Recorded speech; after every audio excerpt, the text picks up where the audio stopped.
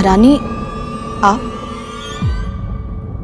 व्रत तभी पूरा होता है जब व्रत करने वाला भोग की सामग्री अपने हाथों से बनाए। और वैसे भी भोजन बनाने का अनुभव मुझे तुझसे अधिक है।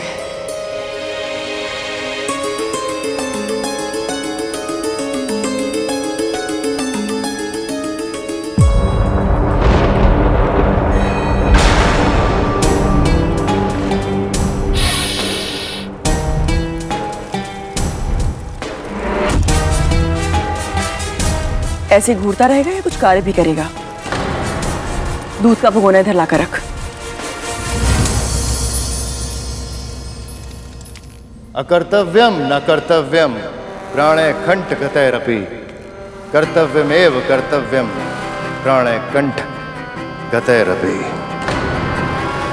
जो धर्म, नियम और मर्यादा के विरुद्ध हो वो कार्य कभी नहीं करना चाहिए, भले ही मृत्यु सामने क्यों ना खड़ी हो।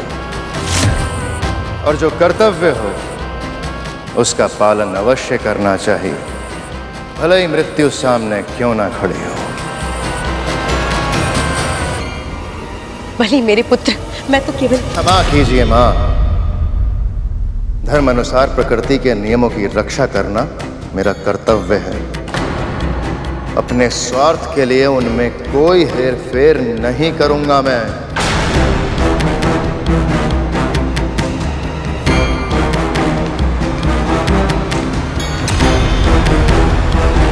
अगर बलि ने मेरी बात नहीं मानी और अगर सूर्य समय पर आ गया तो यमदूत कद्रु के पुत्रों के प्राण हरने में सफल नहीं हो पाएगा। मुझे कुछ भी करके सूर्य से बात करनी होगी और ये व्रत तुड़वाना पड़ेगा।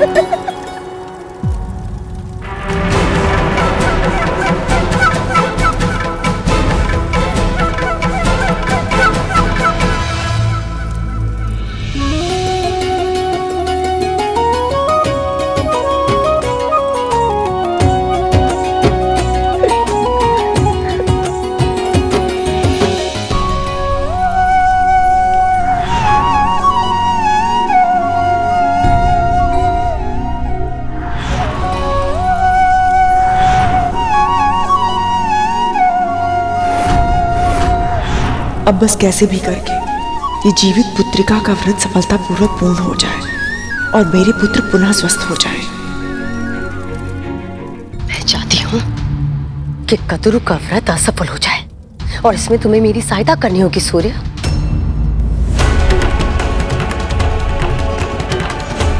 आपने पहले भी एक मां का तब व्रत तोड़ने का प्रयास किया था, तब गरुड़ के हाथों अपने अनेकों पुत्रों को खो दिया था। आप फिर से वही पाप क्यों दोहराना चाहती हैं दिति मां? यदि गरुड़ के नाग भाइयों को कुछ हो गया तो उसके क्रोध और प्रतिशोध की भावना सारी सीमाएं तोड़ देगी। सूर्य, तुम मुझे भयभीत कर रहे हो? नहीं मां, मैं तो सत्य का वर्णन कर रहा हूं। तो प्रकृति के नियमों से बंधा है, इसलिए अपनी लोक में रहने की सुविधा का लाभ उठा पा रहा है। पर मत भूल कि तुम्हारे बाकी देव भाई किस दशा में है। हम असुरों से हारने के बाद तुम्हारे देवेंद्र के साथ वन वन भटक रहे हैं। स्मरण रख सूर्य, यदि मैं चाहूं ना तो इसी क्षण तुझे वहां भिजवा सकती हूँ। मेरा पुत्र बलि इतना शक्तिशाली है कि तुम्हारी उपस्थिति के बिना भी वो तुम्हारे सारा कार्य कर सकता है। इतना तो तुम्हें पता ही होगा। एक बार वो मुझे मना करके मेरा हृदय दुखा चुका है। दूसरी बार अगर मैंने इसे आदेश दिया तो वो मुझे मना नहीं कर पाएगा। सत्य कह रही हैं, बलि बहुत शक्तिशाली है। वो चाहे तो मुझे मेरे लोक से बाहर निकाल सकता है। दिति मां, मेरा विश्वास कीजिए, मैं आपकी अवज्ञा नहीं करना चाहता, पर समय के चक्र में व्यवधान उत्पन्न कर पाने में मैं असमर्थ हूं।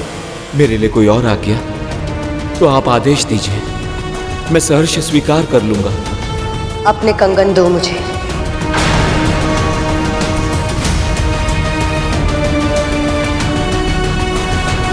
आप मेरे कंगन का क्या करेंगी माँ? सूर्य कंगन।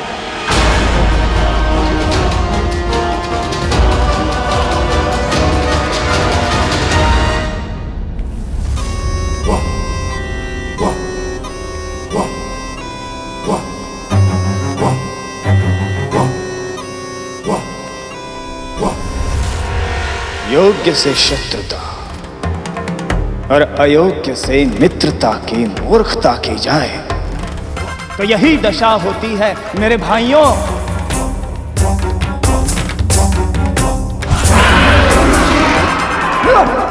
यदि उस दिन तुम सबने हम असुरों से युद्ध करने के स्थान पर हमारा साथ दिया होता तो आज तुम सब भी यहां आनंद से हंस खेल रहे होते। यूं ऐसे मृत्युशैया पर पड़े पड़े यमदूत की प्रतीक्षा नहीं कर रहे होते, पर गरुड़ का साथ देकर तुम सब ने अपना भविष्य स्वयं चुन लिया था। पर अब शीघ्र ही मृत्यु तुम सबको दबोच लेगी।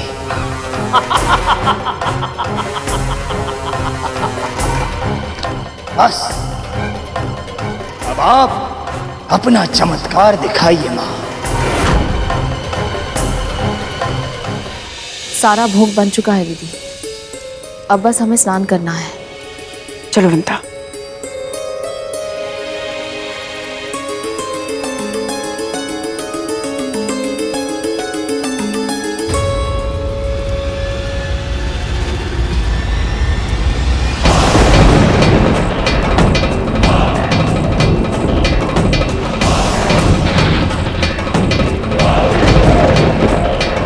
लगता है अब इन्हें भी यमदूत का आभास होने लगा है। अपनी दया दृष्टि हमारे भाइयों पर बनाए रखे नारायण, हमारी माओं के व्रत को सफल बनाइए। लगता है गरुड़ को भी यमदूत दिखने लगे हैं। इसका अर्थ तो ये है कि मेरे भाइयों के प्राण और भी संकट में हैं। अरुण भैया के आने का समय भी हो गया है, मैं जाकर उनका दर्शन कर लेता। सूर्योदय से पहले स्नान करके हमें तैयार होना होगा। हाँ दीदी, प्रकाश की पहली किरण आते ही हमें सूर्यदेव को अर्घ देना है।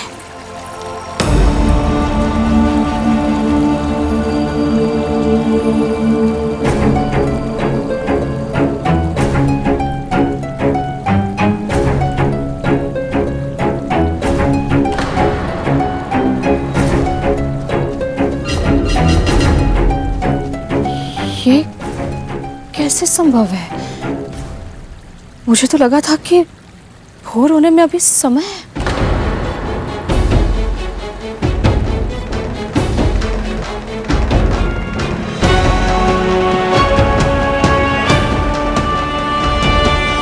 सूर्यदेव के निकलने से पहले अरुण स्वयं निकलता है, अपनी मां के दर्शन करके उन्हें प्रणाम करता है। प्रतिदिन सूर्यदेव निकलने से पहले आकाश अरुण भैया की लाली मां से रंग जाता है।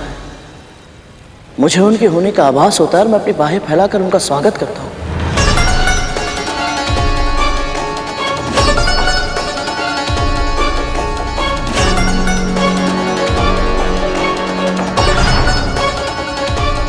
और आज ऐसा कुछ नहीं हुआ।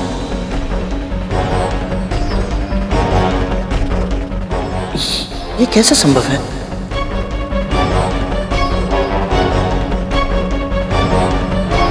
ये कैसे संभव है कि सूर्यदेव यात्रा पर निकले और अरुण भैया उनके साथ ना हो?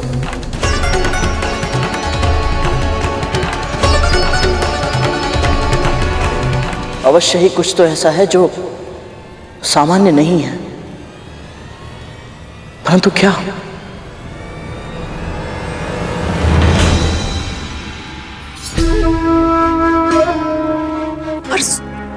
सूर्यदेव तो पहले से आकाश में चढ़ चुके हैं। अर्थात अर्घ देने में देर हो गई वनिता।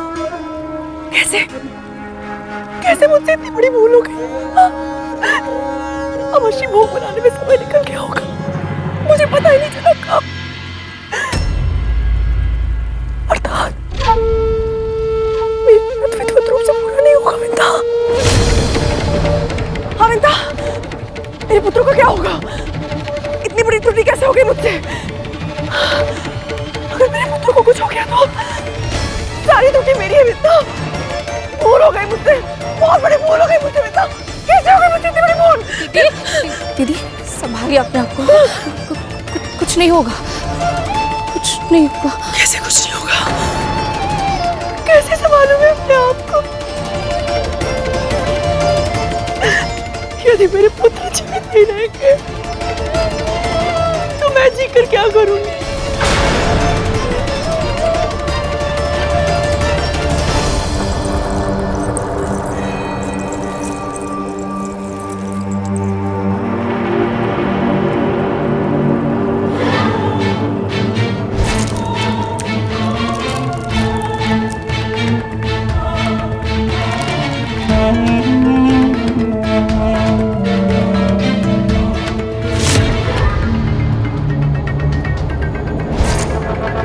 सूर्य का कंगन भी इतना प्रकाशवान है कि इसको देखकर कोई भी भ्रमित हो सकता है कि सूर्योदय हो चुका है।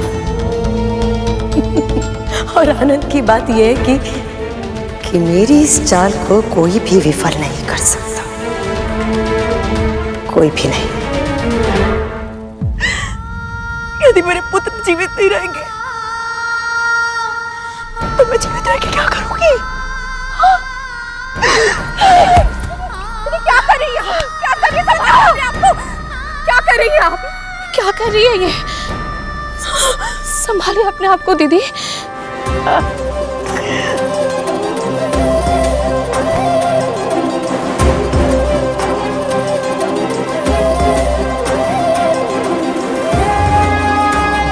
संभालिए अपने आप को दीदी, संभालिए। सब नष्ट हो गया, तुम्हारे सारे प्रयास विफल हो गए कद्रू।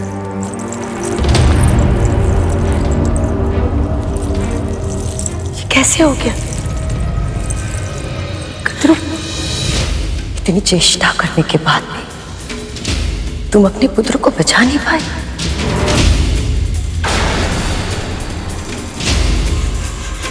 मैंने भी अपने पुत्र को है, परंतु युद्ध के मैदान में वीरता का प्रमाण देते देते वीरगति को प्राप्त हुए हैं वो।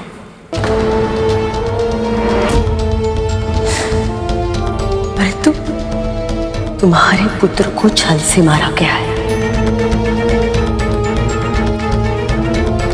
नियत थे वो जब उनकी पीठ पे वार किया गया। दीदी ये समय इन बातों को कहने का नहीं है। उनकी दशा तो देखिए। व्रत अभी भंग नहीं हुआ है।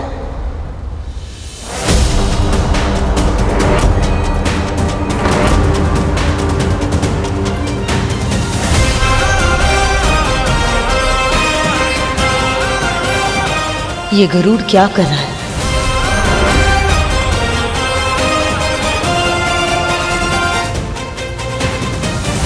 क्योंकि सूर्यदेव का उदय अब तक हुआ ही नहीं।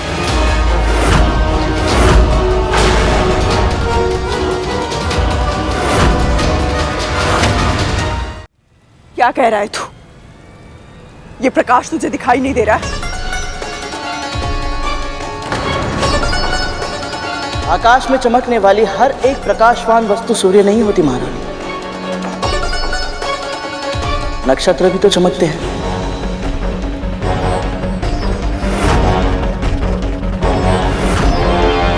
अश्विनी, रोहिणी, कृतिका, चित्रा, नक्षत्र के नाम मैं भी जानती हूँ। कहना क्या चाहता है तू? आपकी दशा समझता हूं महारानी। आप विचलित हैं क्योंकि आपको ऐसा लग रहा है कहीं व्रत भंग तो नहीं हो गया। और सबसे अधिक विचलित तो महारानी दिति है। परंतु आप दोनों को चिंता करने की आवश्यकता नहीं, क्योंकि अभी तक सूर्योदय हुआ ही नहीं।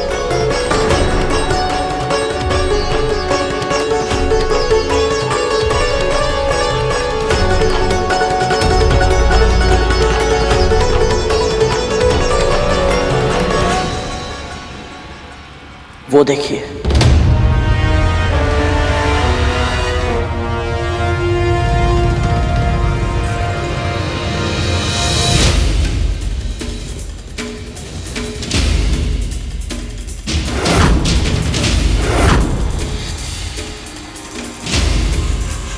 अरुण, यदि अरुण अभी अभी आया है तो इससे पहले सूर्यदेव कैसे पधार सकते हैं? मैं भी इसी ओर संकेत दे रहा हूं। सूर्यदेव का रथ अरुण भैया चलाते हैं और वो अभी अभी प्रकट हुए हैं। इससे यही सिद्ध होता है कि आकाश जिससे प्रकाशवान है वो वस्तु चाहे जो भी हो, परंतु सूर्यदेव नहीं है। किसी ने जानबूझकर आप दोनों को भ्रमित करने का प्रयास किया है।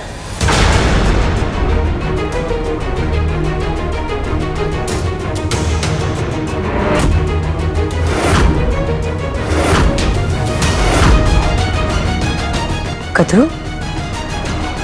मुझे लगता है कि देवता तुम्हारी परीक्षा ले रहे थे। अच्छा हुआ ना कि तुम्हारा व्रत भंग नहीं हुआ। अब तुम एक काम करो, सूर्य को अर्घ देने की तैयारी करो। सही कह रही हैं ये दीदी, हमें चलना चाहिए, स्नान भी करना है हमें। चलिए।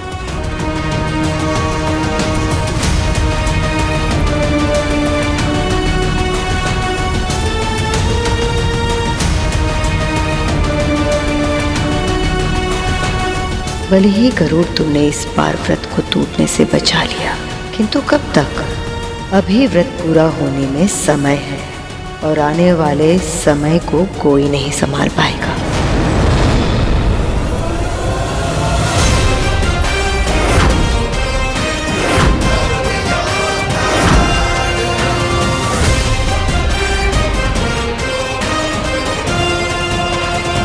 दास,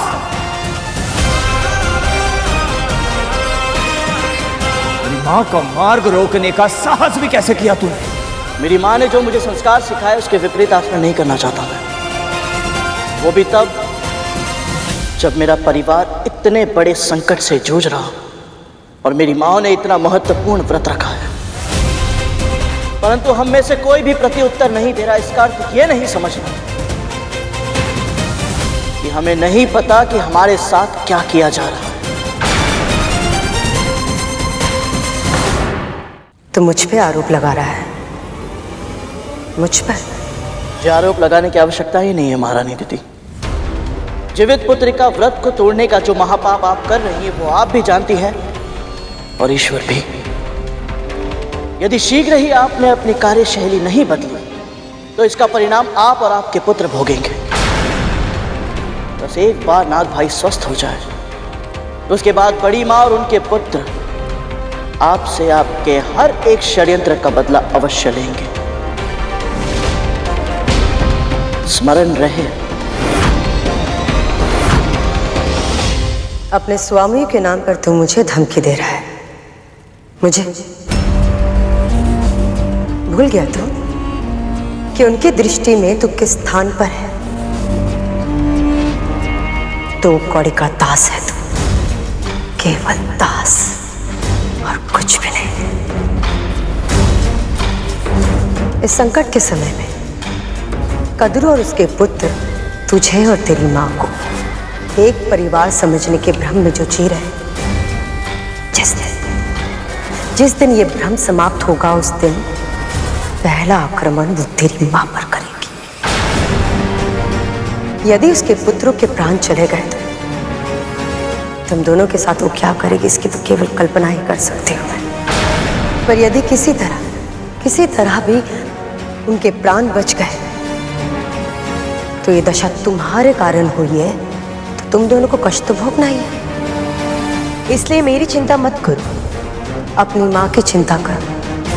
तुम्हारी माँ चाहे कितने भी व्रत जब तब कर ले, पर ना वो अपनी नियति बदल सकती हो ना ही तुम्हारी। वो एक दास थी और तुम एक दास हो, और अनंत काल तक तुम दोनों एक दास रहोगे। वो एक दास थी और तुम एक दास हो, और अनंत काल तक तुम दोनों एक दास रहो।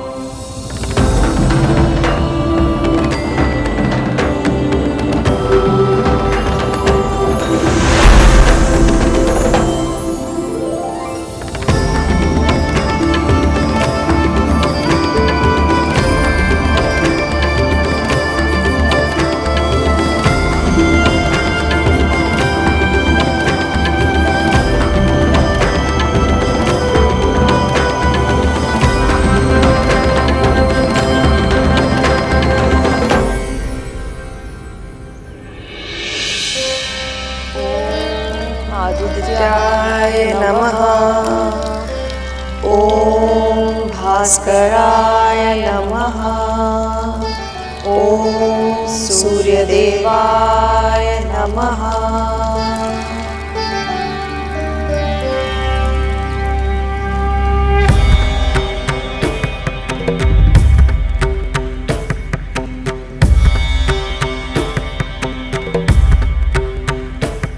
आप सूर्यदेव, आपसे कुछ नहीं छुपा है। आप जानते हैं हम दोनों ने ये जीवन पुत्र का व्रत अपने नागपुत्रों की जीवन रक्षा के लिए किया है।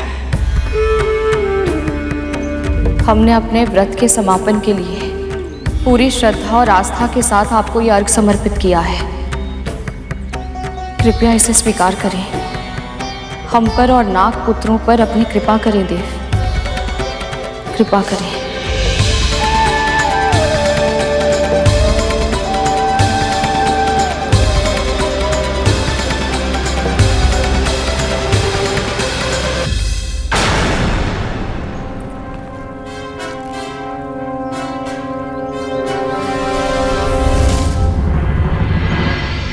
माँ, अब हम क्या करें?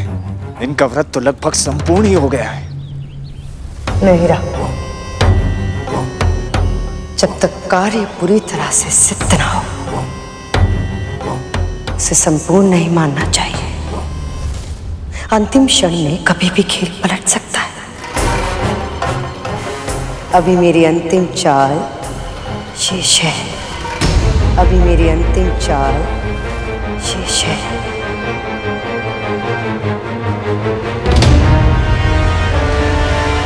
अंतिम चाल? अब क्या करने वाली है ये?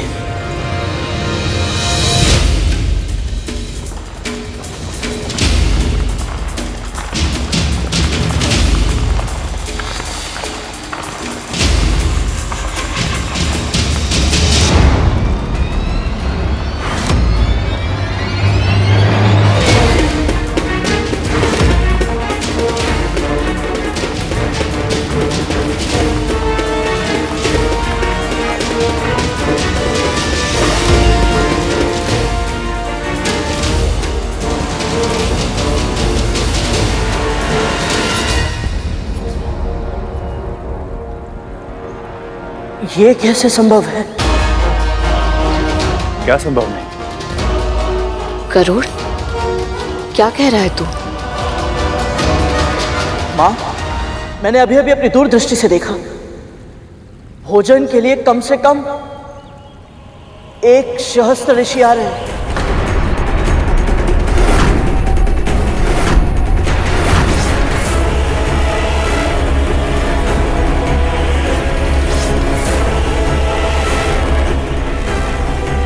गरुड़ सही कह रहा है माँ। हमें भी आभास हुआ।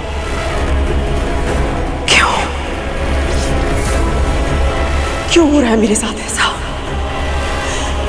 जब सब सोचते हो सब कुछ ठीक हो जाएगा, तभी कोई ना कोई समस्या आ जाती है, सब कुछ बिगड़ जाता है। जब कोई तुम्हें मन ही मन कोस रहा हो,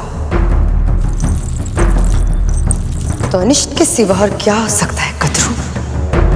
विंता को दोष देना बंद करो दीदी।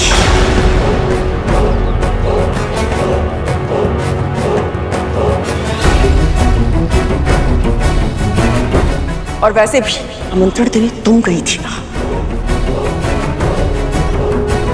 तुम्हें एक बार के लिए भी नहीं लगा कि तुम्हें मुझे बताना चाहिए था कि तुमने 11 नहीं 1 सहस्त्र ऋषियों को भोग के लिए आमंत्रित किया है? कद्रू, मैंने तो महर्षि से उतने ही शिष्य लाने का आग्रह किया था, पर तुम तो उनका स्वभाव जानती हो ना, वो कब क्या कुछ भी कर सकते हैं, कोई कुछ नहीं कह सकता। किसके बारे में बात कर रही हो तुम? कौन आने वाला है यहाँ? और कौन कद्रू? महर्षि दुर्वासा।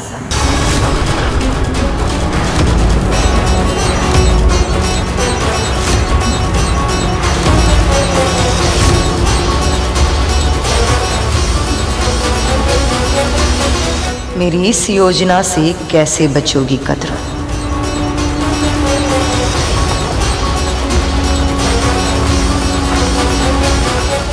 दीदी,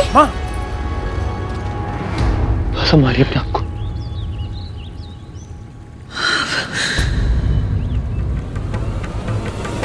अब क्या होगा? महादेव के रौद्र रूप का अंश है दुर्वासा। अभी हम ऐसी स्थिति में नहीं है कि हम उनका आतिथ्य कर पाए।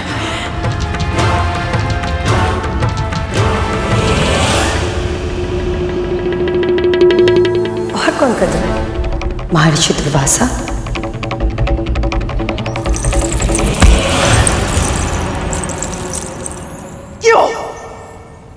क्यों कर रही हो तुम ऐसा? तुम्हें क्या लगता है मुझे कुछ पता नहीं है? मैं सब जानती हूं। तुम इससे पहले भी मेरा व्रत भंग करने का प्रयास कर चुकी हो, किंतु अब ये ऐसी कुटिल चाल। तुम अच्छे से जानती थी ना कि अंतिम क्षणों में हम महर्षि और उनके शिष्यों के लिए भोग बनाने में समर्थ नहीं होंगे। इसलिए तुमने जानबूझकर उन सबको भोग के लिए आमंत्रित किया, है ना?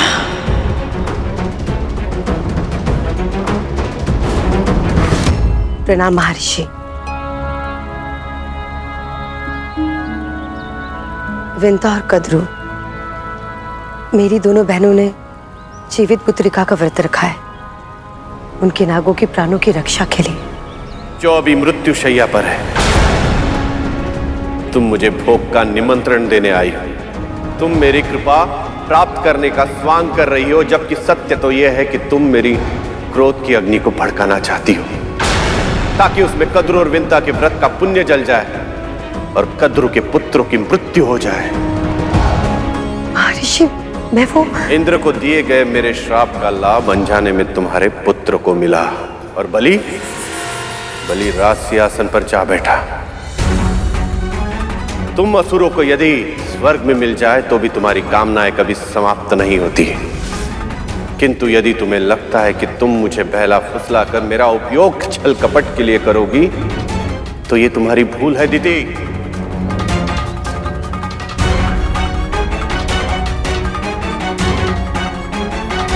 मुझे क्षमा कीजिए, आज्ञा दीजिए मुझे। ठहरो।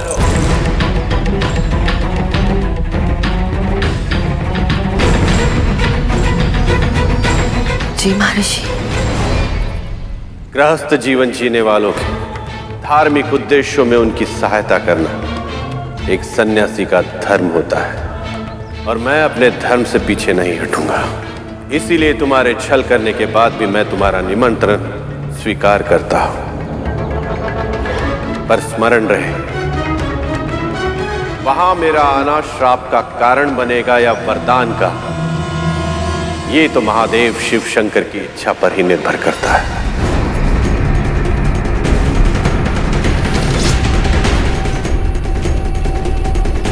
चुप क्यों हो? उत्तर दो दीदी।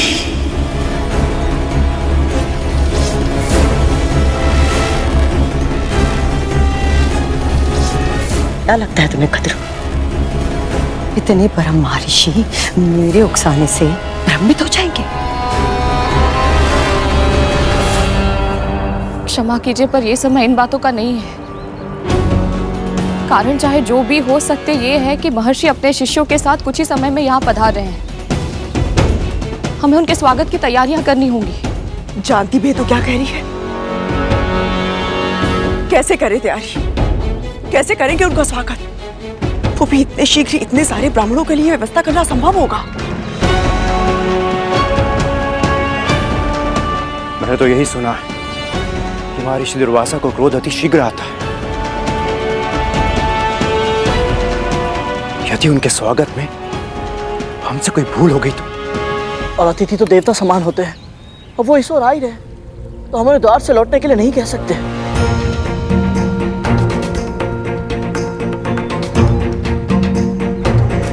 माँ, बहुत बुरी तरह फंस गए हम। इस स्थिति से बाहर निकलने का कोई उपाय नहीं हमारे पास। यदि महर्षि का स्वागत नहीं किया तो भी उनका अपमान होगा, और यदि स्वागत करने का प्रयत्न किया तो भी उचित व्यवस्था के अभाव में भी उनका अपमान होगा। कोई उपाय नहीं हमारे पास।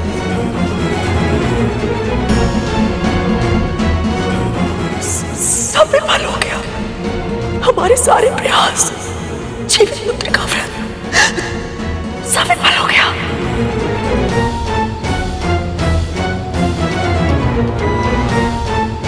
मेरे पुत्र विंदा, क्या होगा उनका? वो वापस लौटकर मेरे पास नहीं आएंगे ना? नहीं महारानी, आप हार नहीं मान सकती। मेरे भाइयों की, अपने पुत्रों की एक अंतिम आशा है आप। उन्हें अवश्य ही विश्वास है, यदि आकाश धरती एक चूना करना पड़े, उनकी मां उन्हें स्वस्थ अवश्य करके रहेंगी। महारानी, मैं मानता हूं आपके मेरे साथ कुछ मतभेद अवश्य है, परंतु आपके जिस एक गुण का मैं बहुत सम्मान करता हूं, वो है अपने पुत्रों के प्रति आपका समर्पण। जब उनके हित का प्रश्न आता है तो आप अपने प्राण संकट में डालने से पहले एक क्षण भी नहीं हिचकिचाते। इसलिए अब जब वो आप पर पूरी तरह से निर्भर है महारानी, तो आपको भी अपने कर्तव्य का पालन करना ही होगा। परिणाम की चिंता मत कीजिए, क्योंकि मां कहती है जो भी होता है नारायण की इच्छा से ही होता है। और फिर एक सत्य ये भी तो है महारानी, आपको सदैव से इस बात से आपत्ति थी ना कि महर्षि दुर्वासा ने पारिजात माला आपके स्थान पर मां को क्यों दी थी। तो फिर देखिए, नारायण ने महर्षि दुर्वासा को प्रसन्न करने का एक और अवसर दिया है आपको। सिद्ध कर दीजिए कि आप उनके आशीर्वाद के योग्य हैं। कहिए बड़ी मां, बिना प्रयास किए ही अपने पुत्रों के प्राण हारने के लिए तैयार हैं आप?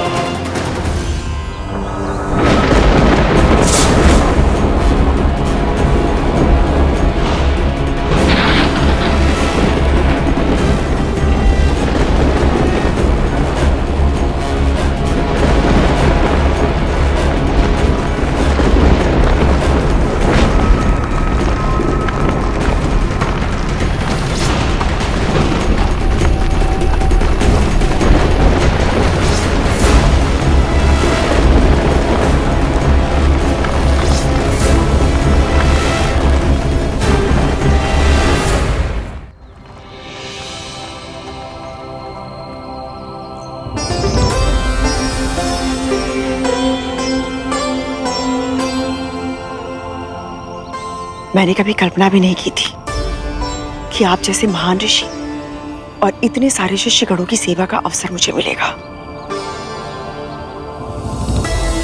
आपका बहुत बहुत धन्यवाद जो आप यहाँ पधारे।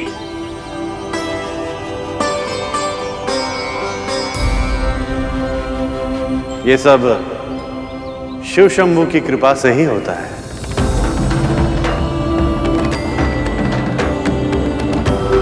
महर्षि,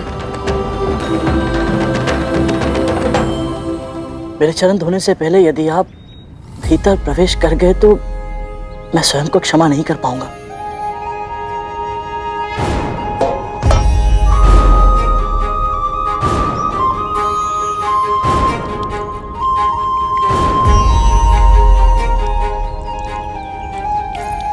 दीदी, गरुड़ जानबूझकर चरण पखारने का ये कार्य धीरे धीरे कर रहा है ताकि हमें तैयारियां करने के लिए अधिक से अधिक समय मिल सके। हमें कम से कम समय में अधिक से अधिक कार्य करने होंगे। सबसे पहले कुशा के आसनों का प्रबंध करना होगा ताकि महर्षि और उनके शिष्य विराज सके। कौन करेगा ये कार्य? और सेवक और स्वामी में कोई भेद नहीं रहेगा कालिया। चल। जी भैया।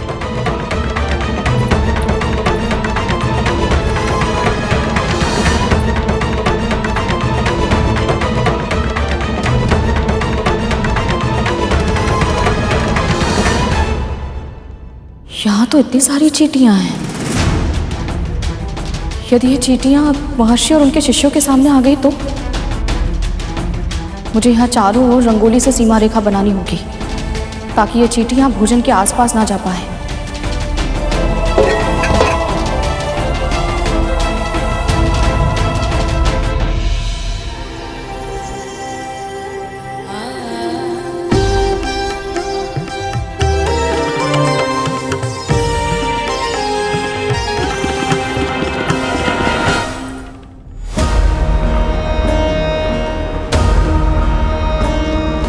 जितनी शीघ्रता तुम कर रही हो उतनी शीघ्रता में कोई ना कोई भूल तुमसे अवश्य होगी।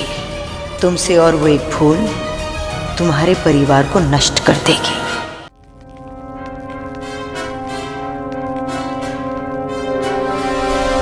आइए महर्षि, आप सभी बताइए।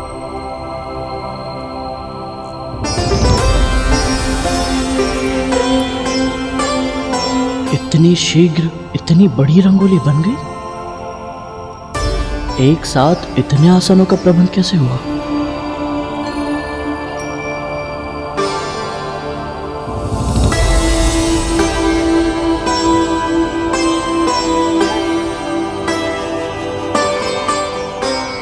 तो इन दोनों ने एक साथ रंगोली बनाई है।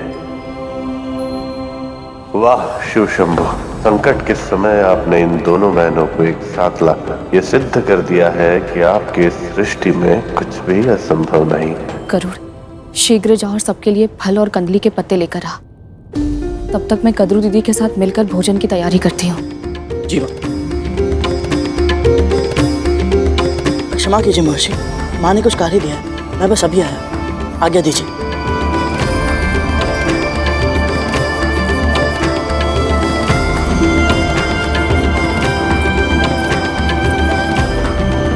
आप स्थान ग्रहण करें, हम आपके भोजन का प्रबंध करते हैं।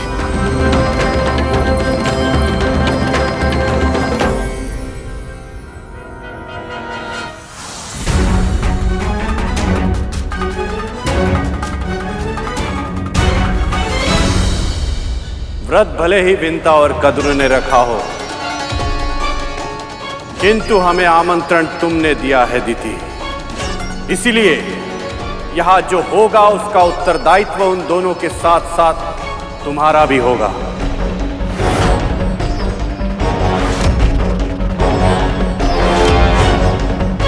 हे प्रभु, यदि हम भोजन की व्यवस्था समय पर नहीं कर पाए तो ऋषि दुर्वासा के क्रोध का प्रकोप नाग भाइयों के साथ साथ हमारे जीवन पर भी पड़ेगा।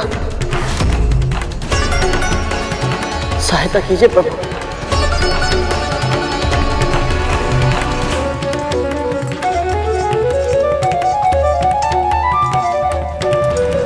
हे प्रभु, व्रत को सफल करने में हमारी सहायता करें। अब तो केवल आप ही हमारा सहारा है। यदि हम ऋषि दुर्वासा और उनके शिष्यों को भोजन ना करा पाए तो उनके क्रोध का सामना हम कैसे करेंगे?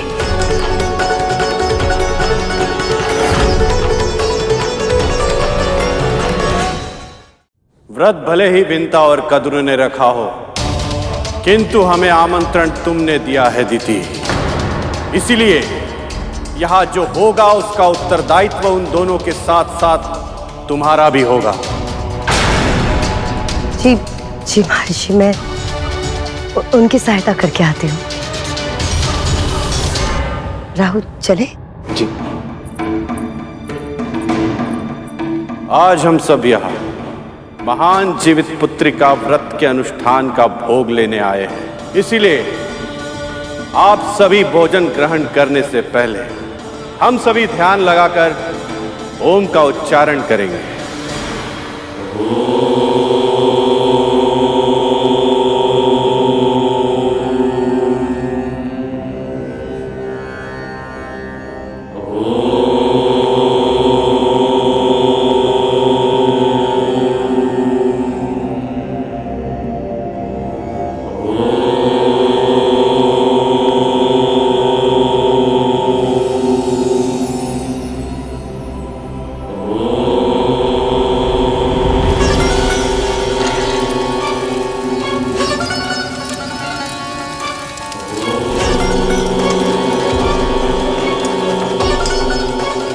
ये गरुड़ कहाँ रह गया?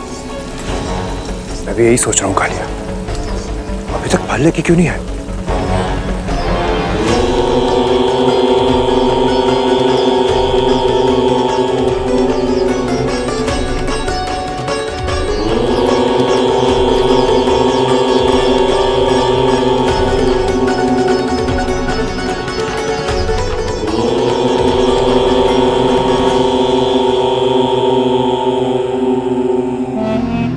जब ये महर्षि आवेश में आकर अपनी पत्नी को वृक्ष बना सकते हैं, तो सोचो राहुल, क्रोध में आकर ये कद्रूस के पुत्र विंता और गरुड़ इन सबको क्या क्या बना देंगे, इसकी तो कल्पना ही अद्भुत है।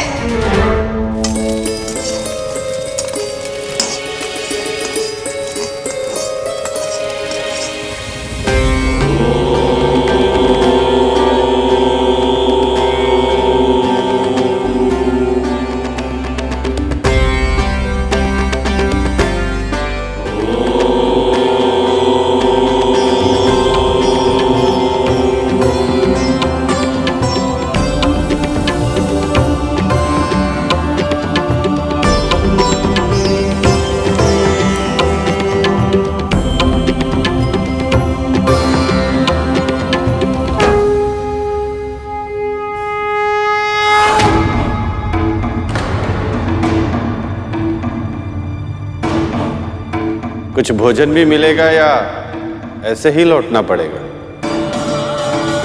बस अभी आया महर्षि। सब लोग भोजन के लिए आसन ग्रहण कर चुके हैं। हमारे पास 1 सहस्त्र तो क्या 100 लोगों के लिए भी पर्याप्त भोजन नहीं है। जीवित पुत्र का व्रत के भोग में सबसे अधिक आवश्यक है मरुए की रोटी और नूनी का साग, और ये दोनों ही वस्तुएं बहुत सीमित मात्रा में है। अब क्या होगा माँ? अब क्या, इतने कम समय में और कहीं से प्रबंध किया भी नहीं जा सकता। हाँ, कोई ना कोई उपाय तो अवश्य होगा जो केवल आप कर सकती है। मैंने देखा है आपके हाथों में चमत्कार करने की क्षमता है। माँ, मुझे जब भी भूख लगती थी आप कैसे भी करके कोई ना कोई उपाय से मेरे लिए कुछ बना देती थी। माँ, कुछ कीजिए ना माँ, आपसे अपेक्षा है। ये तो तेरा अपनी माँ के लिए स्नेह है गरुड़, तभी तुझे लगता है कि मैं करती हूँ, पर करने वाली तो केवल माँ अन्नपूर्णा है। अन्न की देवी हैं वो। उनकी महिमा इतनी अद्भुत है कि स्वयं महादेव शिव शंकर भी उनके भोजन के लिए भिक्षुक बन गए थे। इसलिए मुझे पूरा विश्वास है, यदि हम पूरे मन से माँ अन्नपूर्णा का ध्यान करें, उनसे प्रार्थना करें, तो हमें हमारे प्रयासों का फल अवश्य मिलेगा। ये सब करने से हमारी समस्या का समाधान कैसे होगा वो मैं नहीं जानती, किंतु हाँ, माँ अन्नपूर्णा अन्न की देवी है। मैं प्रार्थना अवश्य करूंगी उनसे।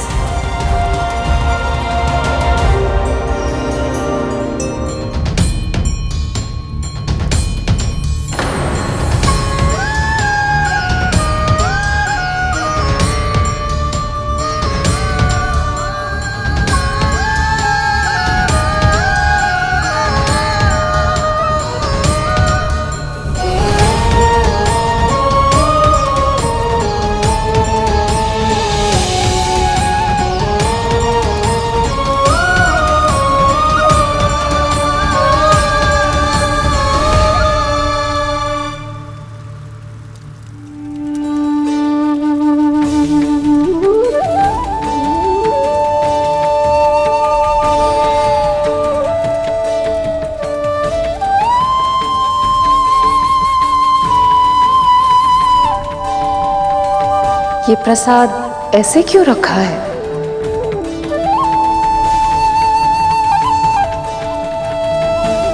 माँ, आप कौन है? माँ कहा है तो माँ ही समझ लो।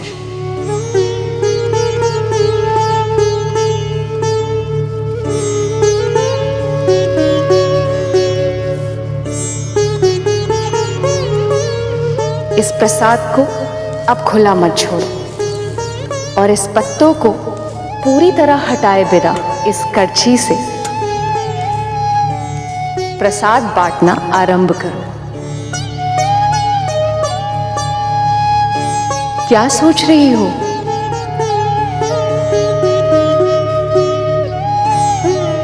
अतिथि भूखे हैं, जाओ भोग खिलाओ उन्हें।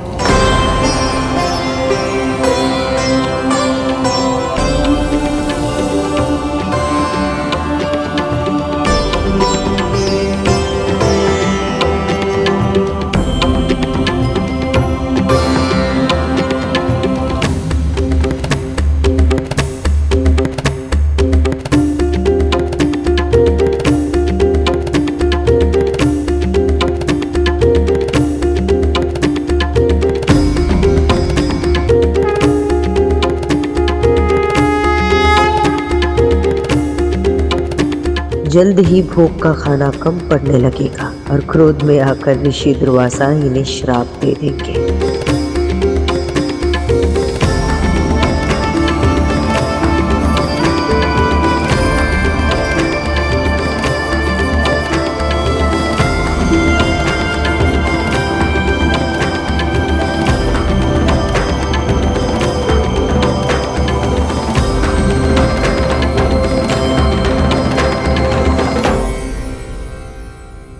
स्वादिष्ट व्यंजन, अद्भुत स्वाद।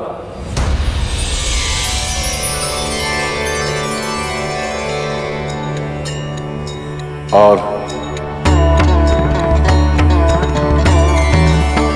थोड़ा और।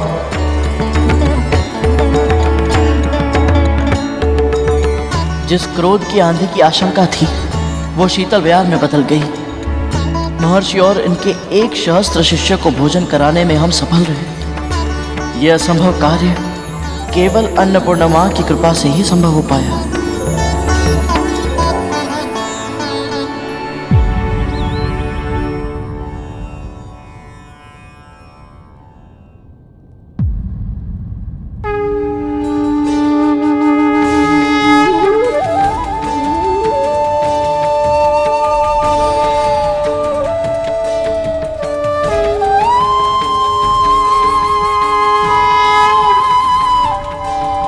मां अन्नपूर्णा अब स्वयं आई और हमारे बनाए भोजन को अपना आशीर्वाद दिया। आपकी सदा ही जय हो।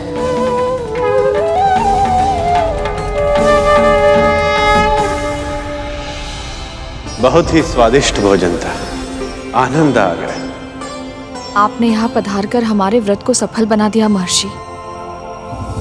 आज तुमने मेरी और मेरे शिष्यों की सेवा की, इससे मैं बहुत प्रसन्न हो गया कद्रू। शिव शंभु ने चाहा तो तुम्हारे पुत्रों के कष्टों का निवारण शीघ्र ही होगा।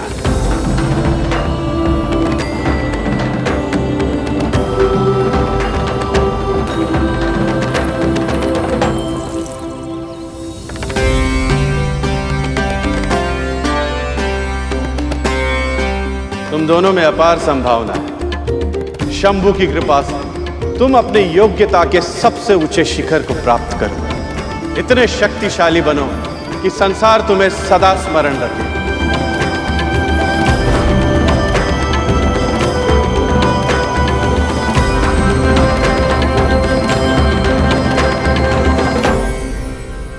तेरे मन में मुझे एक ही इच्छा दिखाई दे रही है बालक। बहुत शीघ्र ही तू उसे पूर्ण करने का मार्ग खोज पाएगा। बस आपका आशीर्वाद सदैव मेरे साथ रहे महर्षि।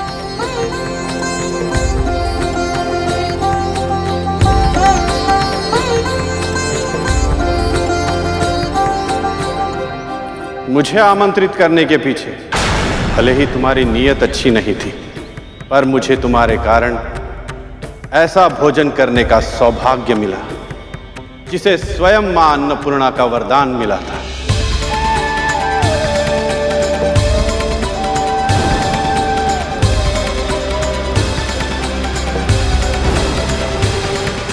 ऐसे महाभोग के बाद क्रोध का शमन हो जाता है और मन परम शांत हो जाता है। इसीलिए आज मैं तुम्हें कोई श्राप नहीं दूंगा, पर एक चेतावनी अवश्य दूंगा। जो व्यक्ति जैसा बोता है वही पाता है। इसीलिए अपने कर्म संभालो दीति। तुम्हारा आत्मविश्वास चरम पर है, क्योंकि तुम्हारे पुत्रों को संजीवनी विद्या प्राप्त है। पर स्मरण रहे, अमर होने के उपाय और भी है। आज तुमने स्वयं अपनी आंखों से देखा, यदि एक मां चाहे तो असंभव को भी संभव बना सकती है। और अदिति कब से तपस्या कर रही है और शीघ्र ही उसे उसकी तपस्या का फल मिलेगा।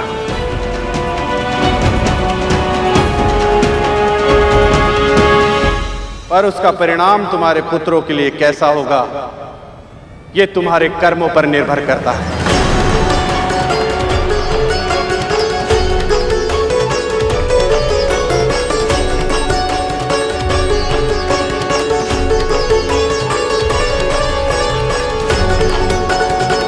महर्षि ने श्राप भले ही ना दिया हो, पर चिंता अवश्य दी थी। ऋषि दुर्वासा के आशीर्वाद से मेरा व्रत पूरा हुआ। अब मेरे पुत्र शीघ्र ही स्वस्थ हो जाएंगे। तक तो धूमर, शिशु नंदी, भूत नंदी, सब लोग उठो।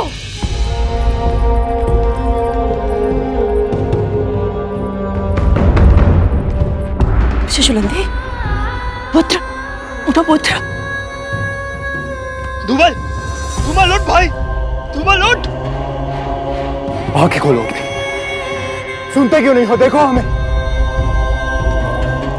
पुत्र, पुत्र, उठ जाओ।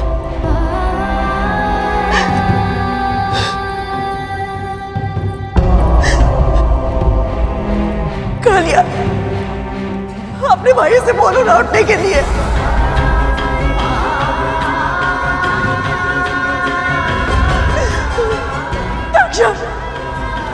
अपने भाइयों को उठाओ ना। तुम्हारी माँ यहाँ पे आई है, उठो ना। विद्या, विद्या, मेरे पुत्रों से कहो ना उठे। ये महारानी कद्रू का आदेश है, उठो ना।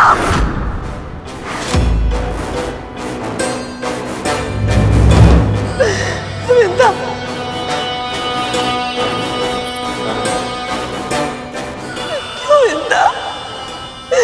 महर्षि दुर्वासा के आशीर्वाद से तेरे पुत्र को तो असीम शक्तियां मिल गई थी, फिर उनका आशीर्वाद मेरे पुत्रों में फलीभूत क्यों नहीं हो रहा है? मैंने अपना व्रत, भोग, आचार, विचार, व्यवहार सब नियम के अनुसार किया। कई ऐसे अवसर आए जब मैं क्रोधित हो सकती थी, अनुचित व्यवहार कर सकती थी, किसी के मन को दुखा सकती थी।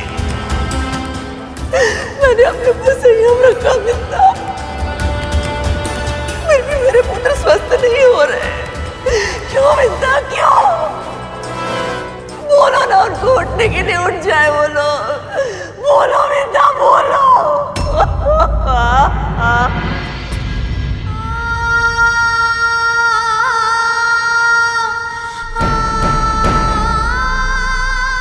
मेरी भक्ति में क्या कमी रह गई विद्या, क्या कमी रह गई? नारायण मुझसे क्यों रुष्ट हो गए विद्या, क्यों रुष्ट हो गए?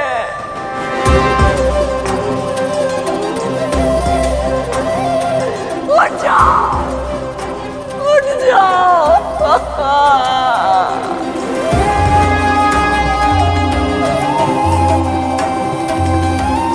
अब हम क्या करें माँ?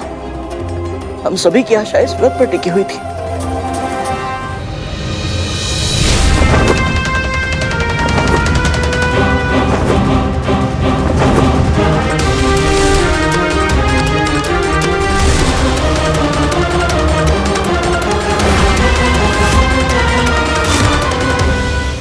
परंतु निकल जाओ।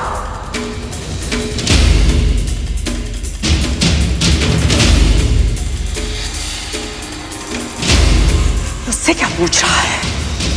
मुझसे पूछ, इस मां से पूछ। आज मेरे पुत्रों की दशा तेरे कारण हुई है गरुड़, तेरे कारण।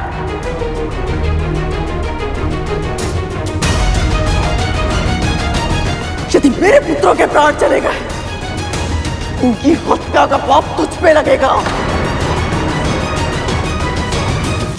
जीव हत्या का ऐसा महापाप है जो सैकड़ों वर्षों तक प्रायश्चित करने के बाद भी नहीं उतरता। और तू तो प्रायश्चित कर भी नहीं पाएगा। तू अपनी मां को संसार का सारा सुख देना चाहता था ना? यदि आज के बाद मेरे पुत्रों ने मुझे मां कहकर नहीं पुकारा, तो तेरी मां के जीवन में दुखों के अतिरिक्त कुछ नहीं बचेगा।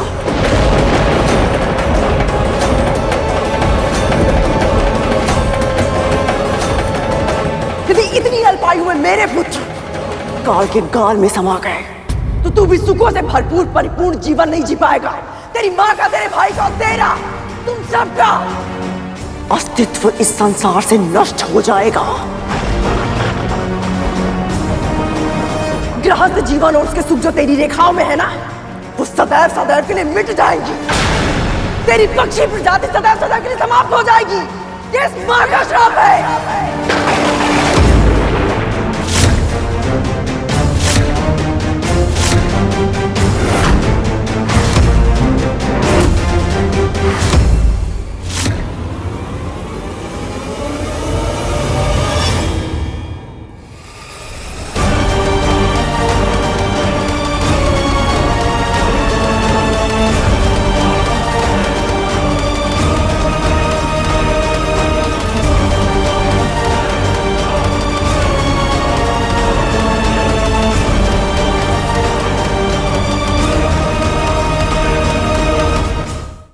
गृहस्थ जीवन और उसके सुख जो तेरी रेखाओं में है ना, वो सदैव सदैव के लिए मिट जाएंगी।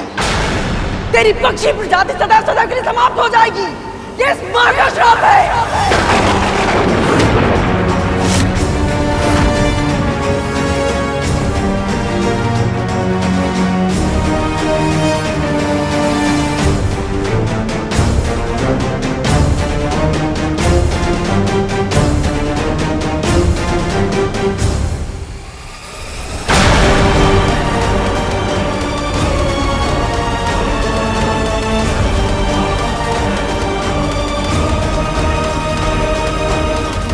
तेरी पक्षी प्रजाति सदैव सदैव के लिए समाप्त हो जाएगी।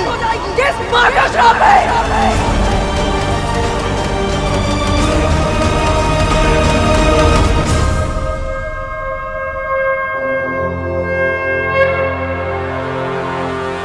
ऐसे मुस्कुरा क्यों रहे आप प्रभु?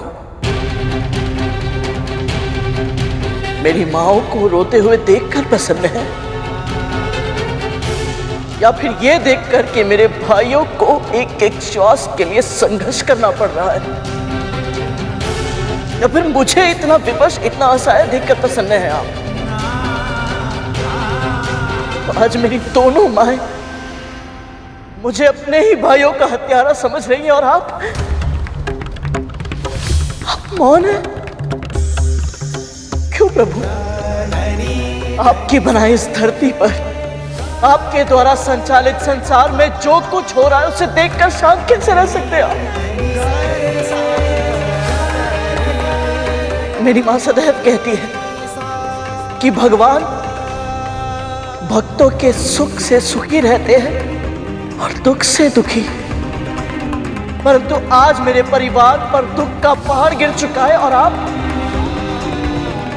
अब सुख में लीन हैं। क्यों आपकी तपस्या, आपका ध्यान भंग नहीं हो रहा? क्यों आप हमारी पीड़ा को नहीं समझ रहे प्रभु? क्यों? क्यों आपको हमारा दुख दिखाई नहीं दे रहा? परंतु आज आपको मेरे सभी प्रश्नों का उत्तर देना ही होगा। आज आप मौन नहीं रह सकते।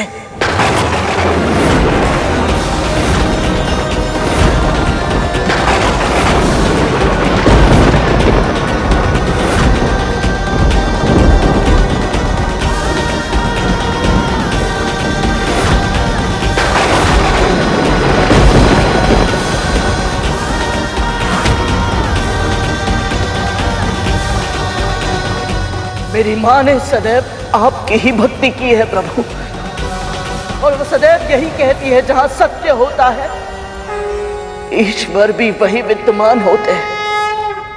इसलिए आज आपको मेरे सत्य को उजागर करने आना ही होगा प्रभु,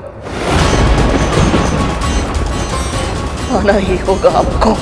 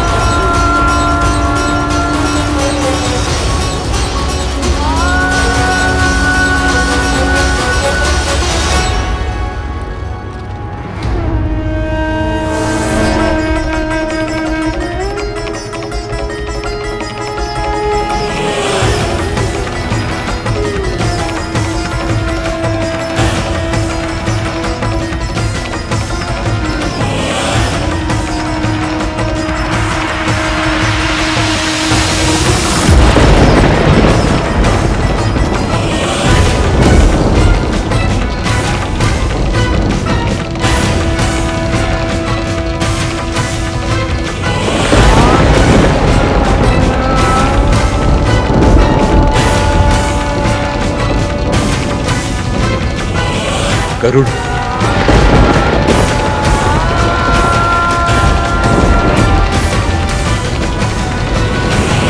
गरुड़,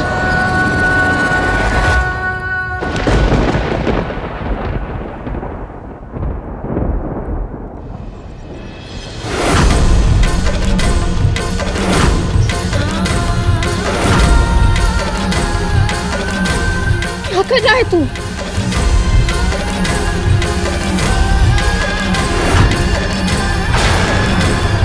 गरुड़, स्वयं को कष्ट देने से क्या होगा? तेरा हाथ जलने से तेरे नाग भाइयों के घाव भर जाएंगे।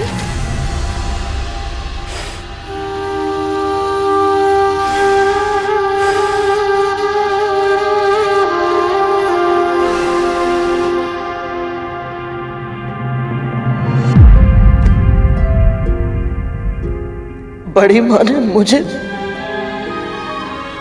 जो कहा, माँ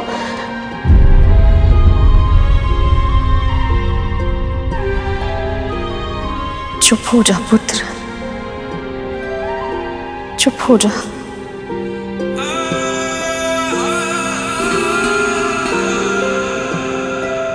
पता है माँ, बड़ी माँ के कटु वचनों से मुझे इतना दुख नहीं हुआ, परंतु आपने मेरी ओर ऐसे क्यों देखा? माँ, आपकी दृष्टि में उल्लाहना का भाव था, निराशा का दुख, क्रोध था। क्या माँ, आपको सच में ऐसा लगता है कि मैंने जानबूझकर मैंने किसी की हत्या करने का प्रयास नहीं किया है माँ? मैंने कोई पाप नहीं किया है।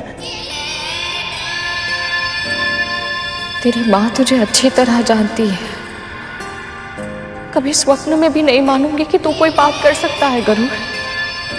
मैं तो बस तेरे लिए चिंतित थी। मेरी दृष्टि में जो उल्हाना का भाव तूने देखा वो मेरे लिए था, निराशा महारानी के लिए और क्रोध उस नियति के लिए था जिसके कारण तुझ पर इतना बड़ा आरोप लगा।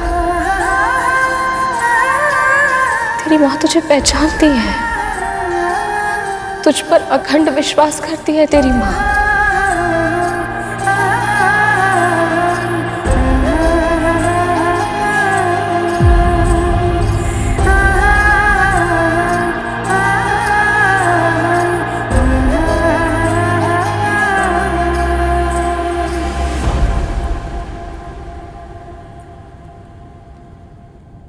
आप ऐसा नहीं कर सकते प्रभु। जानती हूं मैं, वरदान देने से पहले आप सदैव अपने भक्तों की परीक्षा लेते हैं, ताकि उस प्रक्रिया के माध्यम से हम स्वयं को आपके आशीर्वाद योग्य बना पाए। पर एक माँ की इतनी बड़ी परीक्षा तो आप भी नहीं ले सकते। ये अधिकार आपको भी नहीं है नारायण।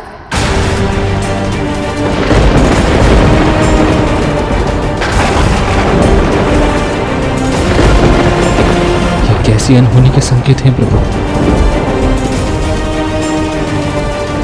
मैं जानती हूं आप समाधि में लीन हैं, पर आज आपको अपने भक्त की पुकार, एक माँ की पुकार सुननी ही होगी।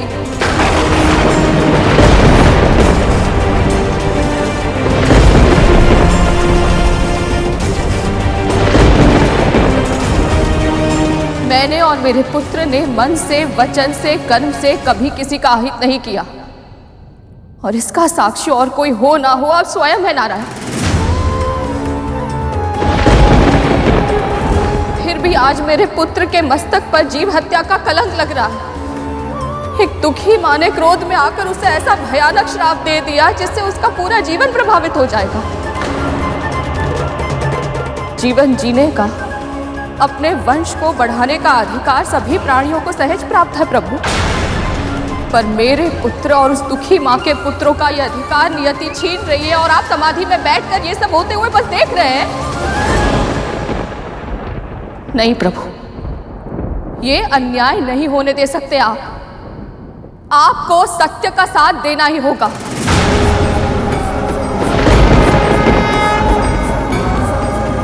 मेरा पुत्र निर्दोष है, ये सिद्ध करना ही होगा आपको।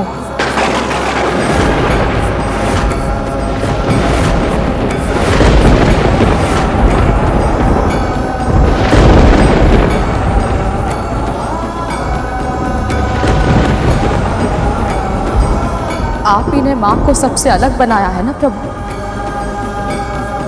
जब एक स्त्री माँ बनती है ना, तो केवल उसके तन में नहीं, उसके मन में, उसके हृदय में, यहाँ तक कि उसकी आत्मा में भी परिवर्तन आ जाता है।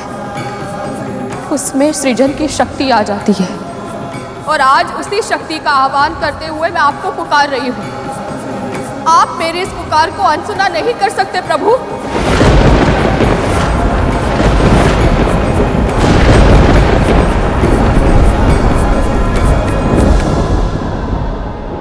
जब किसी बालक को चोट लगती है ना, तो उसके मुंह से सबसे पहले जो शब्द निकलता है वो माँ होता है, क्योंकि उसे पूरा विश्वास है यदि उसकी माँ उसके साथ है, वो उसके लिए प्रार्थना करती है, तो कोई संकट उसे छू भी नहीं पाएगा। आज यदि आपने मेरी विनती को अनसुना कर दिया ना प्रभु, तो सभी बालकों का अपनी माँ से विश्वास उठ जाएगा। और यदि ऐसा हुआ तो भक्तों का अपने भगवान के ऊपर विश्वास कैसे बचेगा नारायण? आपकी सृष्टि का आधार ही डगमगा जाएगा। आज एक भक्त को अपनी भक्ति पर शंका हो रही है। यदि आज आपने इस भक्त की पुकार नहीं सुनी, तो समस्त संसार का भक्ति से विश्वास उठ जाएगा प्रभु।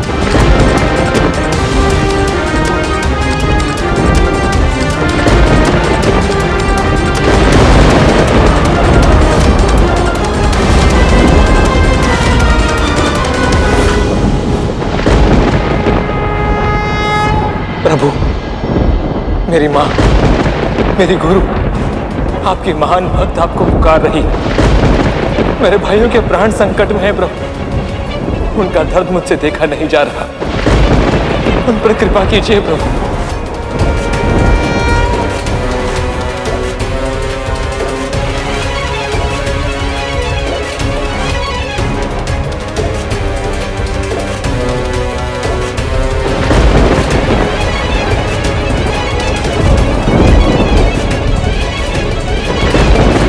अब तो कृपा कीजिए प्रभु।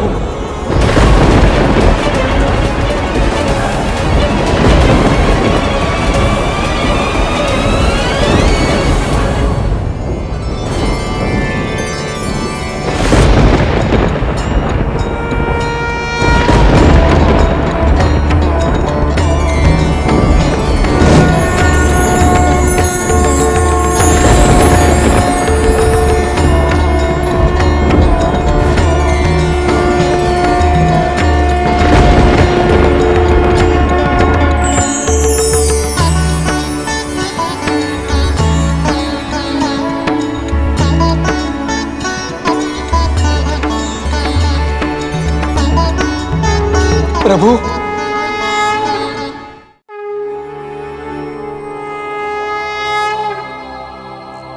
शेषनाग, मैं तुम्हारी श्रद्धा और धैर्य से बहुत प्रसन्न हूं। कहो, क्या वरदान चाहिए? आपके मुख से मेरा नाम सुन के ही मैं धन्य हो गया प्रभु। मैं बस इतना चाहता हूं कि सदैव आपकी सेवा कर पाऊं, आपके निकट रह पाऊं। इससे अधिक और कुछ नहीं चाहता प्रभु।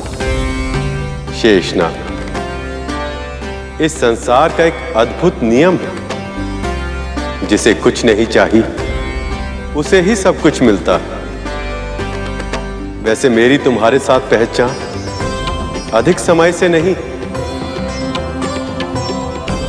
किंतु जब से लक्ष्मी मुझे छोड़कर गई तब से तुम मेरे साथ हो। एक भाई की भांति तुमने मेरा ध्यान रखा है। इसलिए जब जब मानव कल्याण के लिए मुझे संसार में अवतरित होना होगा, तब तब किसी न किसी रूप में तुम सदैव मेरे साथ रहोगे। और जब जब मैं वैकुंठ में रहूंगा, तब तुम मेरी शैया बनोगे। अपने भाई की गोद में विश्राम करके मुझे रक्षा और शांति का आभास होगा, और तब मैं सृष्टि का संचालन और भी आसानी से कर पाऊंगा। यदि ये आपको स्वीकार हो तो। प्रभु, जिसकी कल्पना भी न की थी, आपने वो आशीर्वाद दिया है मुझे जो संसार को सुख देते। यदि मैं उन्हें तनिक भी सुख और विश्राम दे पाऊं, तो इससे बड़ा सौभाग्य क्या होगा मेरे लिए।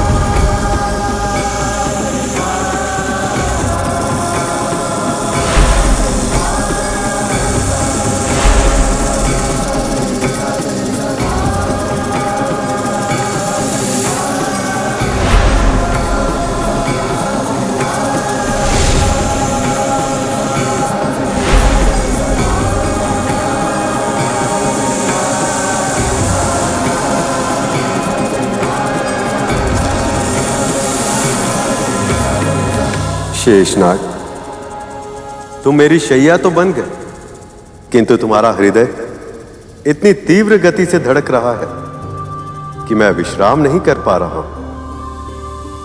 बताओ, तुम्हारा हृदय इतना विचलित क्यों है? क्षमा कीजिए प्रभु, पर जो भी मन में है निसंकोच कहो शेष। प्रभु, आपके समाधि से बाहर आने से पहले जो व्यथा मेरे मन में थी, वो अब भी वही है। पृथ्वी पर जो कुछ भी हो रहा है, उसी से मेरा मन विचलित है प्रभु। तुम मेरा आसन तो बन गए, किंतु माया के जाल से अब भी जकड़े हुए हो शेष। सारा संसार छोड़ दिया, पर मां तो संसार से ऊपर होती है ना प्रभु। मेरी मां कद्रू ने क्रोध में आकर मेरे भाई गरुड़ को इतना बड़ा श्राप दे दिया कि मैं कुछ सोच ही नहीं पा रहा कि किसके लिए दुखी हूं। उस मां के लिए जो अपनी आंखों के सामने अपने पुत्रों को प्राण गंवाते हुए देख रही है, या उस भाई और विमाता के लिए जो निर्दोष होते हुए भी इतना अन्याय सहने के लिए विवश है। तुम्हारी पीड़ा उचित है शेष। बताओ, मन में इच्छा क्या है? मेरे भाइयों के कष्टों का निवारण कीजिए प्रभु। उन्हें जीवन दान दे दीजिए, ताकि मां कद्रू का श्राप सार्थक न हो पाए और गरुड़ और विमाता विंता का भी उद्धार हो जाए।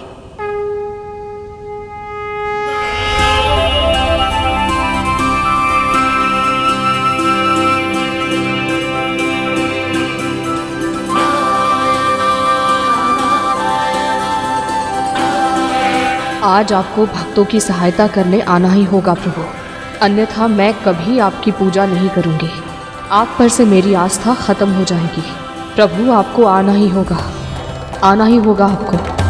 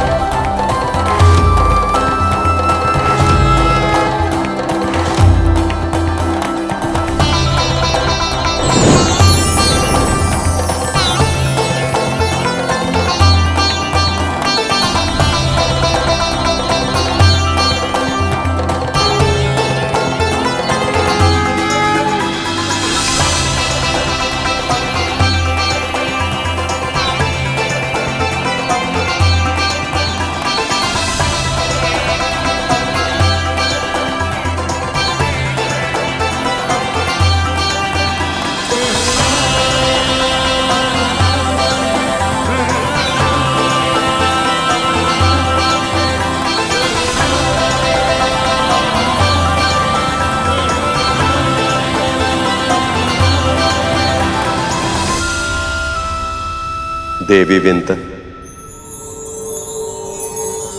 आपने सही कहा था।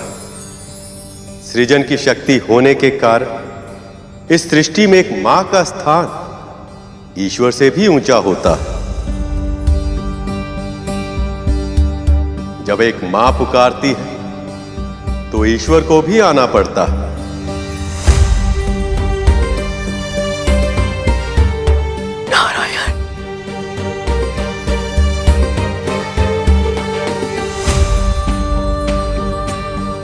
इस व्रत के लिए जिस निष्ठा का प्रदर्शन आपने और देवी कद्रू ने किया है वह सराहनीय है। और आप दोनों ने मुझे भोग देकर अपने इस व्रत को संपूर्ण नहीं किया और इसीलिए अब तक मैं आपको दर्शन नहीं दे पा रहा था।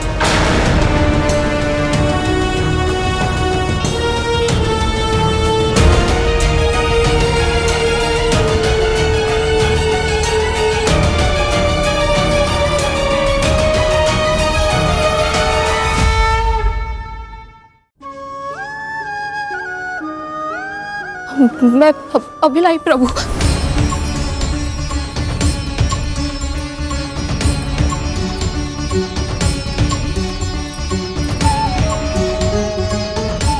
लीजिए प्रभु।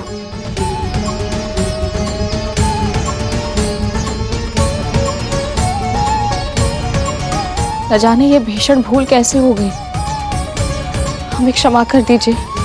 ममता के आवेग में हुई भूल नहीं कहलाती।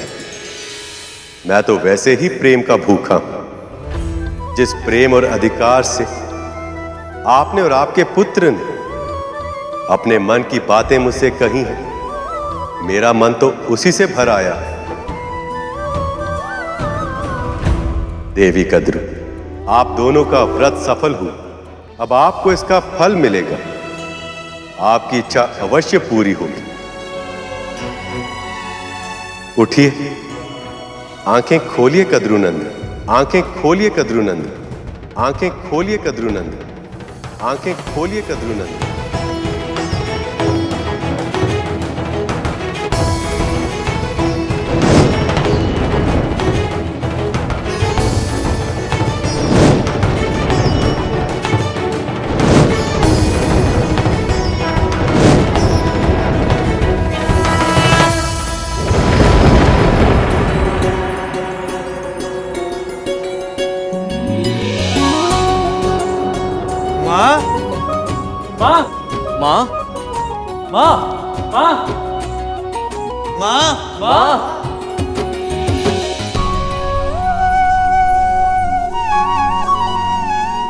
मेरे पुत्र,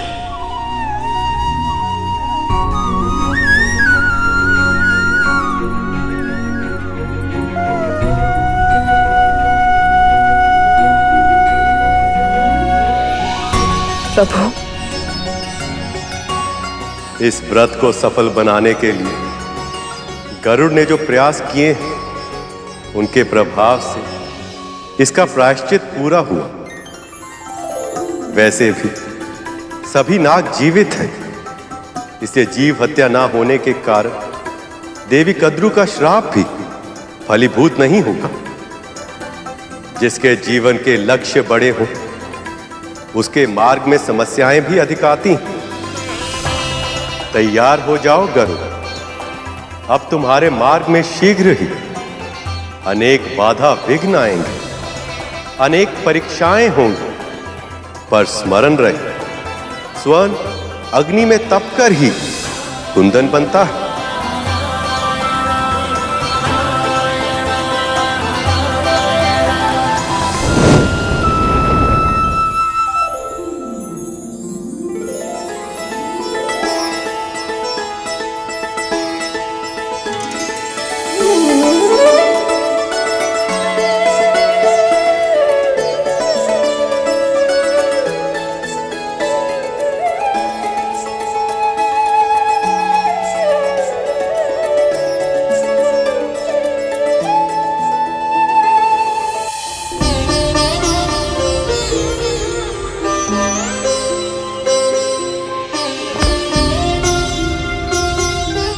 स्वस्थ हो।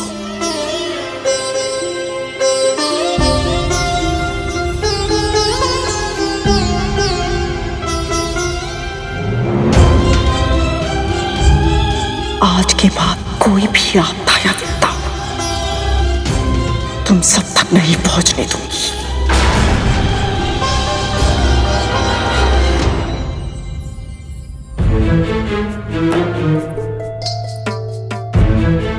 दीर्घायु। तुमने तो भयभीत कर दिया था हमें। ये तो माँ का विश्वास था जिसने हमें साहस दी। सही कहा।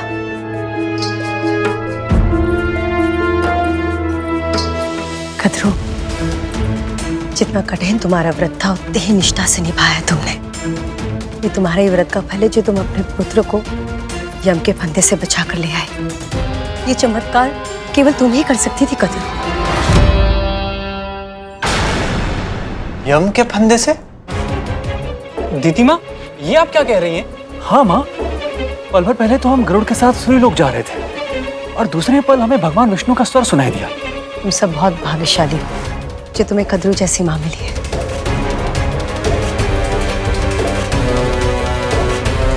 इसकी प्रार्थनाओं के कारण आज तुम सब जीवित हो, वरना वो विंता और गरुड़, उसके कारण तो तुम सब लगभग मर ही चुके थे।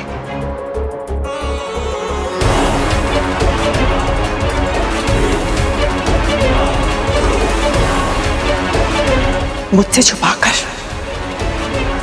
तुम सब उस गरुड़ के साथ चले गए थे। सूर्य लोक के स्थान पर मृत्यु लोक पहुंच गए थे तुम सब।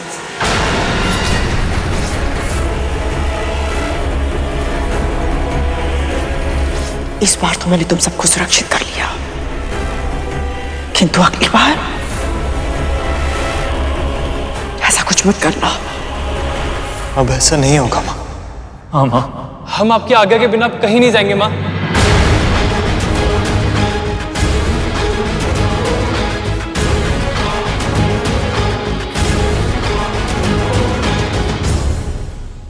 ये तो अनुचित है प्रभु। कद्रू माँ भी जानती है कि विंता माँ गरुड़ के बिना नाग भाइयों का जीवित रहना असंभव था, फिर भी उनके स्वभाव में कृतज्ञता है, कृतज्ञता नहीं। ऐसा आभास होता है जैसे विंता माँ और गरुड़ की अच्छाइयों को पूरी तरह नकार दिया है इन्होंने। और दूसरी ओर विंता माँ और गरुड़ भी विचित्र है। जीवित पुत्री का व्रत को सफल बनाने के लिए कितना कुछ किया है उन्होंने, और ये दोनों उसका श्रेय भी नहीं ले रहे। जानते हो ऐसा क्यों है शेष? क्योंकि कद्रू के मन में अभिमान और स्वार्थ के भाव प्रबल है, जबकि विंता और गरुड़ के मन में भक्ति और परोपकार के भावों की प्रधानता है। जब कोई पाप करता है तो उसे लगता है कि उसे कोई नहीं देख रहा, पर मैं देख रहा होता हूं।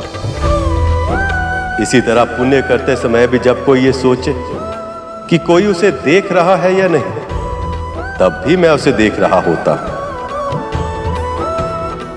विश्वास करो शेष, अपने अपने कर्मों का फल हम सबको भोगना पड़ता है। प्रभु, आपने गरुड़ से कहा था कि उसके जीवन के लक्ष्य बड़े, इसीलिए उसके सामने समस्याएं भी बड़ी आएंगी। किंतु आप किस लक्ष्य की ओर संकेत कर रहे थे? जब से असुरों को गुरु शुक्राचार्य के माध्यम से संजीवनी विद्या प्राप्त हुई है, तब से वह निर्भय हो गए। आपकी महाकठिन तपस्या से मैं प्रसन्न हुआ ऋषि भार्गव। केवल एक ही वरदान चाहिए मुझे, वृत्त संजीवनी विद्या। स्वर्ग प्राप्त कर लेने के बाद भी उन्होंने देवताओं को सताना, उनका शोषण करना नहीं छोड़ा। देवता भी उनके भय से छुपने पर विवश हो गए। ऋषि मुनियों की तपस्या में, उनके दैनिक कार्यों में व्यवधान आ रहा है और श्री लक्ष्मी के समुद्र के भीतर समा जाने के कारण पृथ्वी पर अव्यवस्था फैल गई है। पर अब इस अव्यवस्था को दूर करने का समय आ गया। अब पृथ्वी पर पुनः मुझे संतुलन स्थापित करना होगा और इसके लिए मित्र और शत्रुओं को साथ लाना होगा। विरोधियों को एक दूसरे की सहायता करने के लिए प्रोत्साहित करना होगा। अब मुझे कुछ ऐसा करना होगा शेष, जो इस संसार ने आज तक ना देखा हो और ना ही सुना हो। मेरी इस योजना में गरुड़ एक बहुत ही महत्वपूर्ण भूमिका निभाएगा, पर ऐसा करना उसके लिए आसान नहीं होगा। प्रभु, ऐसा क्या करने वाले हैं आप? जानता हूं तुम्हारे मन में बहुत सारे प्रश्न हैं शेष। उन सभी के उत्तर तुम्हें सही समय आने पर मिलेंगे, पर अभी मुझे जाना होगा। एक मां बहुत लंबे समय से मेरी प्रतीक्षा कर रही है।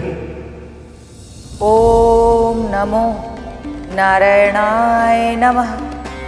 ओम नमो नारायणाय नमः। ओम नमो नारायणाय नमः। आपकी तपस्या सफल हुई देवी अदिति।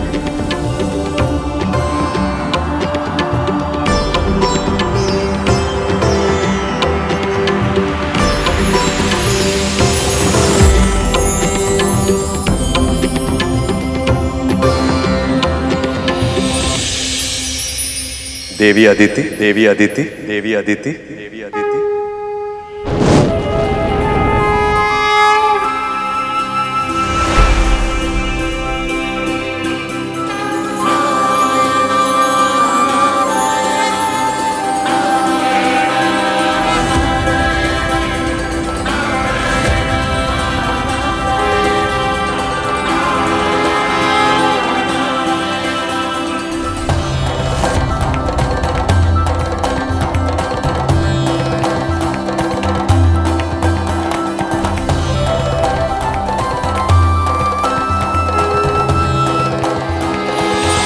नारायण,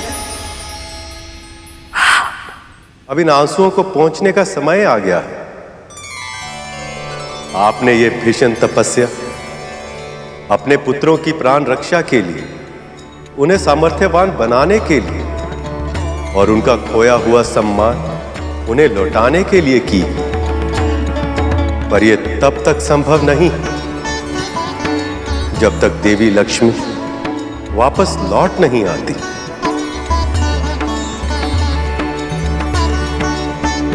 ये अपराध मेरा है प्रभु। मैं ही अपने पुत्र को अहंकार से नहीं बचा पाई, जिसके कारण महर्षि दुर्वासा का श्राप मिला। तूने विजय श्री की प्रतीक परम पूजनीय रुद्राक्ष की माला मेरे आशीर्वाद और उससे भी अधिक मेरे आराध्य भगवान शिव के वरदान का अपमान किया है। आज से तू और तेरे सभी देवता श्रीहीन हो जाएंगे। तेरा ऐश्वर्य भूमि में मिल जाएगा, श्री समुद्र में चली जाएगी ये मेरा श्राप है तुझे। और आप और देवी लक्ष्मी विरह की असहनीय पीड़ा सहने पर विवश हो गए। देवी अदिति, पुत्र की भूल के लिए आप स्वयं को अपराधी मत मानिए। आप भली भांति जानती हैं कि प्रत्येक व्यक्ति अपने कर्मों के लिए स्वयं उत्तरदायी होता है। मैं आपकी तपस्या से प्रसन्न हूं और इसीलिए आपके पुत्रों के कष्टों के निवारण के लिए मेरे पास एक उपाय है, जिससे न केवल देवताओं का खोया हुआ मान सम्मान वैभव लौट आएगा, अपितु इस संसार में श्री भी लौट आएंगे। अब आप मेरा ये संदेश अपने पुत्रों को दें कि वे शीघ्र अतिशीघ्र मुझसे आकर भेंट करें, उनका कल्याण होगा। आपका कोटि कोटि धन्यवाद।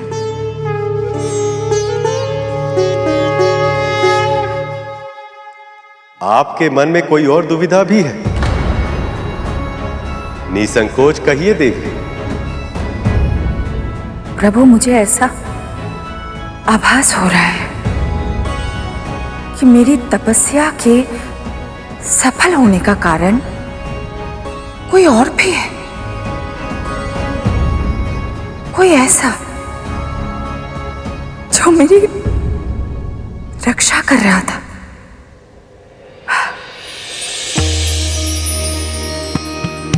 वो देखिए प्रभु। कोई बताए या ना बताए, किंतु मां का हृदय जान ही जाता है। वो परोपकारी कोई और नहीं, आपकी बहन विंता का छोटा पुत्र गरुड़ था।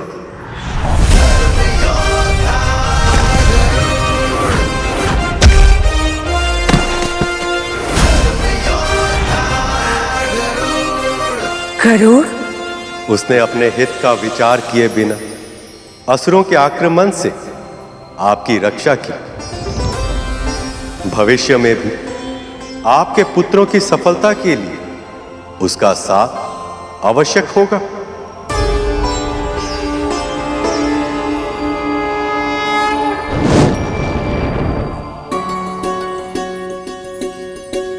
गरुड़ ने मेरे लिए इतना बड़ा परोपकार किया है और भविष्य में भी मेरे पुत्र की सफलता के लिए बड़ी भूमिका निभाएगा। मुझे शीघ्र ही उससे मिलना चाहिए।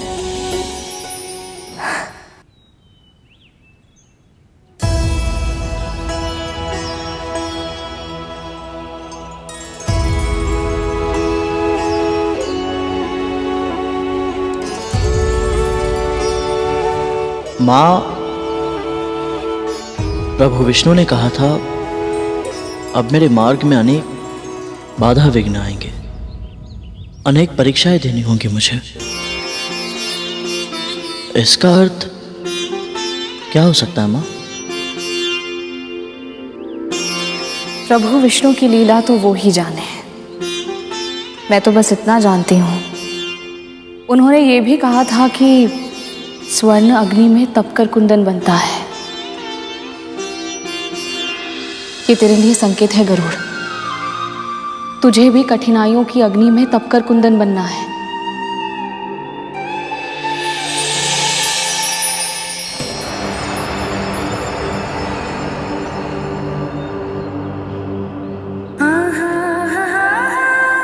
मैं पूरा प्रयास करूंगा माँ, आपकी आशाओं पर खरा उतरूंगा मैं।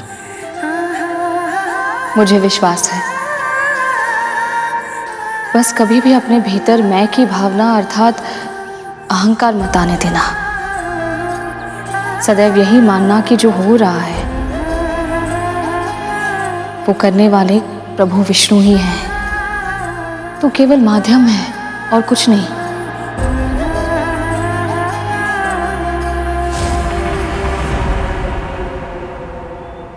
विंता, कहां मर गई तू? तू और तेरा पुत्र, तुम दोनों मेरे पुत्रों का भूखा मारोगे क्या? भोजन की व्यवस्था करो। अब पता चलेगा गरुड़ और विंता को अपना असली स्थान। एक दास चाहे कुछ भी करे, वो दास ही रहता है।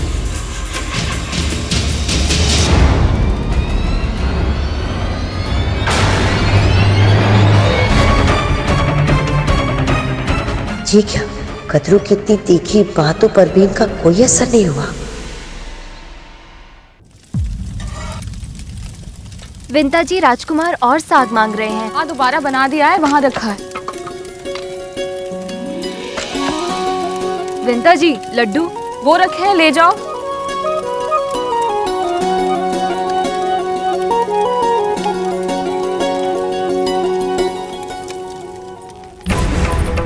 छोटा सा कार्य करने में इतना समय।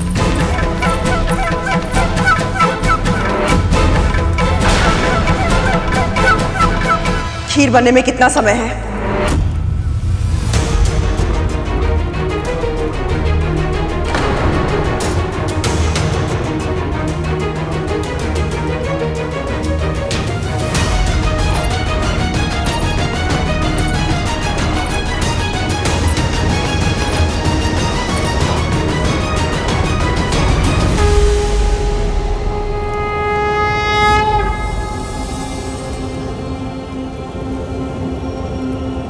बस तुम्हारी खीर की प्रतीक्षा है विंता।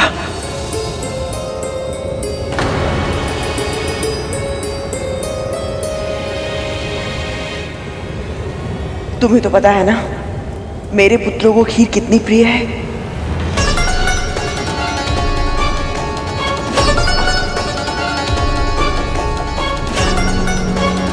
कदरू का तो स्वर ही बदल गया।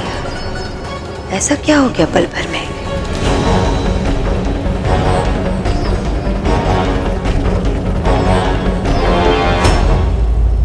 अदिति दीदी,